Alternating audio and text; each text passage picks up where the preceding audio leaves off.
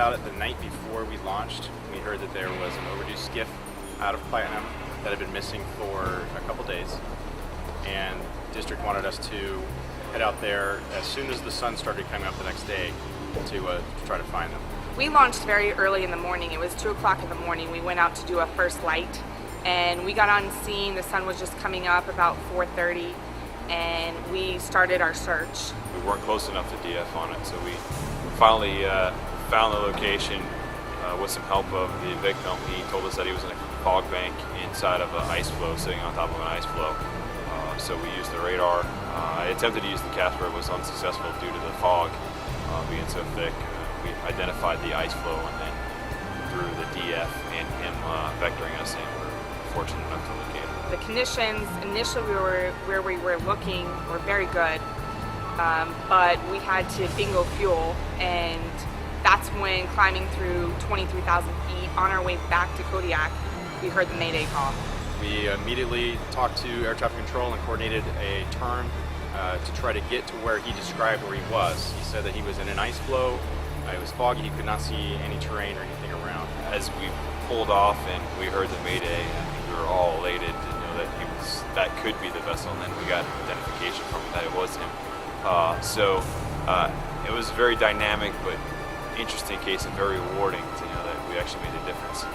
Once we dropped down back to 1,000 feet, we saw a heavy layer of fog and the ice floes, and we were able to find out from Frank James that they had diverted into the ice floes to escape some heavy weather. We would fly one direction until his voice transmissions started breaking up and we weren't able to hear him. We knew that his signals were getting weaker, we're getting further away from him, so we'd turn around and go the other way until he'd break up again. So at this time we turned deeper into the ice floe and did the same thing, zigzags, going deeper and deeper, waiting for his transmissions to get weak, strong again, and then weak again. My co-pilot kept talking to Mr. James, trying to pinpoint their location.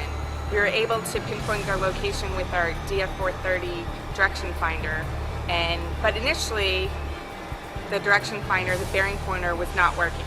And eventually we got a little bit closer. We just kind of went towards an area that he described. He basically described the density of the fog and the ice, and we were able to get closer to where he was.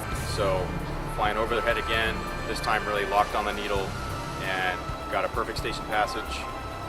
We could hear our engines through his radios, which means that we were right overhead, and that's when we knew that we had him, and we had a really good position, and we started working on a rescue.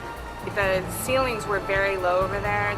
The ceilings were down to 100 feet over the survivors, so we never saw them visually, and we were not able to execute the drop. So that was very frustrating for us, because you really want to help people, but you can't do the drop in the blind. So we stayed overhead, and at that point we were approaching bingo fuel, because we only had about 1 hour on scene, but we were going to divert to a different location.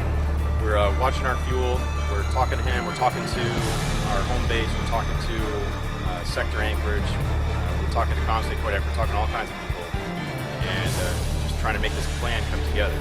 Time was of the essence, so basically we called District 17 and said, you've got to get another C-130 out here, and you've got to get a helicopter on their way to relieve us.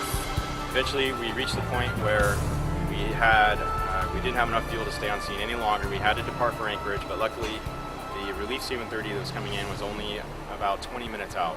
After we landed in Elmendorf, we put got the plane all post-flighted.